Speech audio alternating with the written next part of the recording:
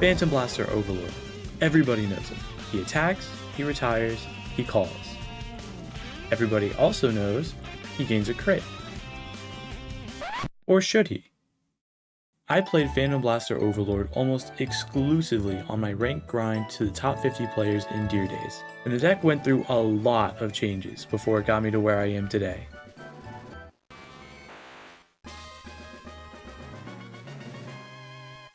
I have had the opportunity through a copious amount of games to realize what does work and what doesn't work for the deck. And Phantom Blaster Dragon just doesn't work.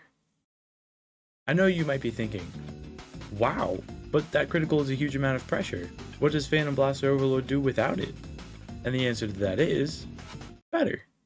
I definitely won't argue that having an extra critical on your Vanguard is really cool, because it is. Sometimes your opponent will no-guard your Vanguard, and you'll pull a critical trigger and deal 3 damage in one swing, which is just immaculate.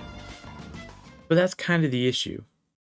The extra critical is only helpful to make you win games that you're already winning.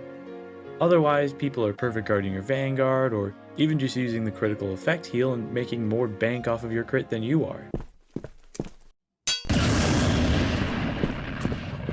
Plus, there are a few games where you spend the whole time trying to find out how to put the darn thing into soul. Sometimes Phantom Blaster Dragon just chills in the deck and never sees the light of day. Or other times you might keep him in hand but never find it in main. Or other times you'll discard him to ride but never find a Drilling Angel.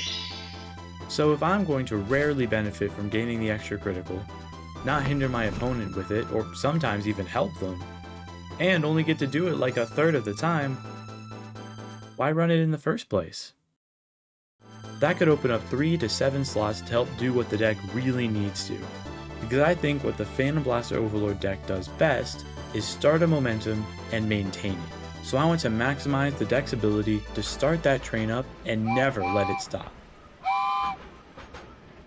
So I wanted to put in cards that help make sure units are on the board to give some solid and consistent pressure, cards that help me draw into all of my pieces and Persona Ride to always give me options, and the ability to play for more turns as well as to keep the train moving, and some special spice to help in a dire pinch.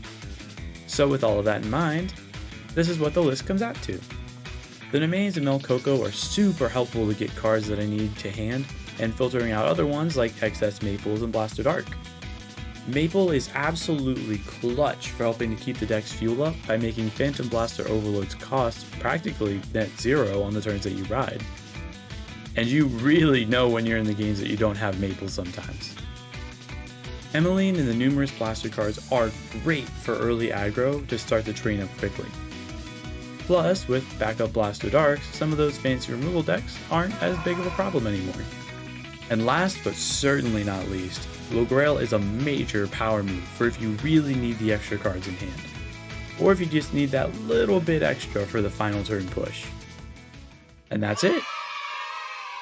Like I said before, this is the deck that I use to climb all the way up to where I am now in ranked, and although I've had some fun times with all of the iterations of the deck, this one is by far the version that I have the most confidence in. Feel free to try the deck out for yourself and let me know.